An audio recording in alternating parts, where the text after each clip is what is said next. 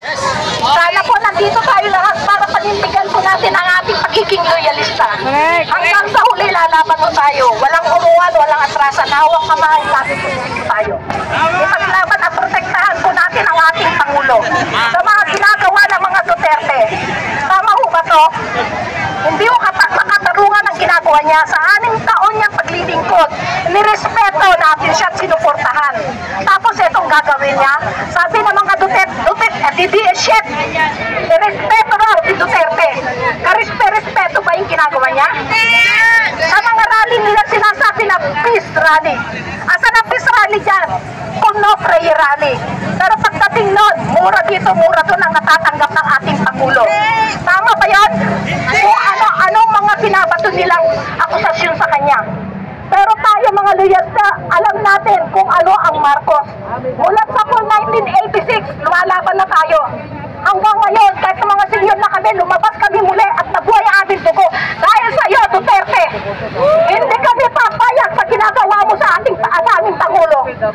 Nakakahiya ka. Kayong Duterte family, hindi na kayo dapat pumasok sa ating lipunan.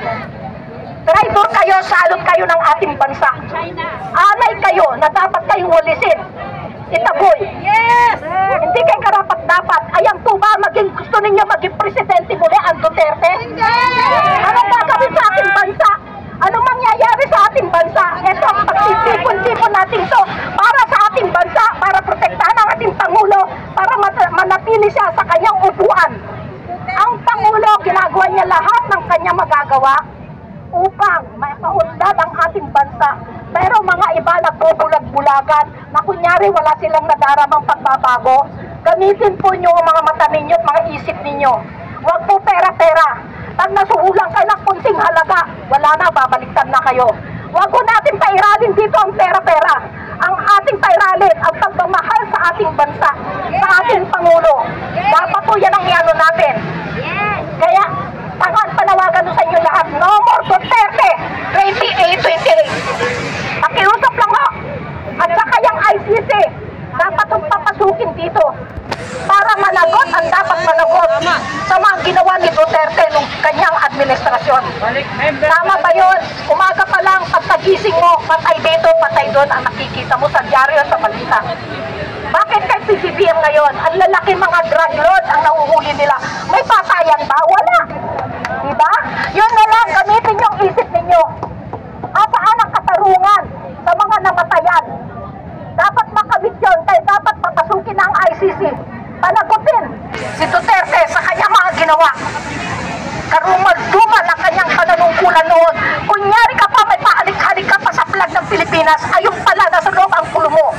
Ngayon, lumantad ka. Lumantad ang inyong tunay na kulay. Kaya nahamon kita, Duterte, at ang mga anak mo, kayo ang magpa-drug test. Titignan natin kung sinong bangag at sinong mga drug addict. Kayo mga protector ng drug addict dyan sa Davao, kaya hindi na nasugpo-sugpo. Malalaking drug lord ang nandiyan sa Davao. Pero anong ginagawa nyo? Dahil nagkakapera kayo. Dahil ang dalawa mong anak, addict. Ikaw, fentanyl naman. Addict ka sa fentanyl. Kaya huwag nyo ibato kay PBBM ang mga nangyayari sa inyo.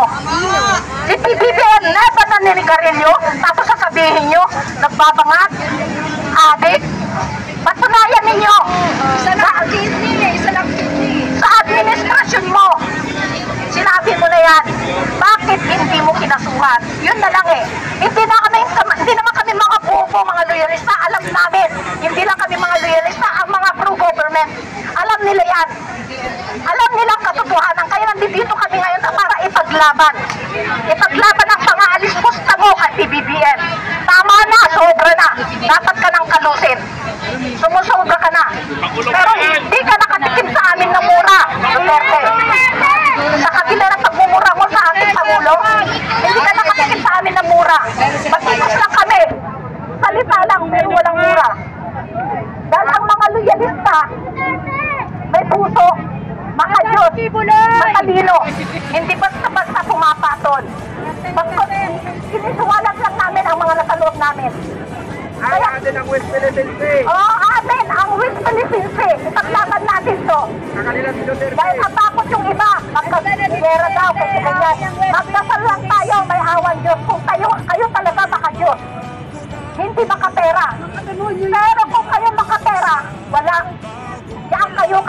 pagkakain nyo. Huwag ninyo pairali ng pera, mga kababayan. Please lang to. Magkaisa tayo, ipaglaban natin ang ating bansa. Mahalin natin ang ating bansa para sa mga darating na henerasyon, sa mga ating mga apo-apo, mga anak. May lamang po. Maraming salamat po.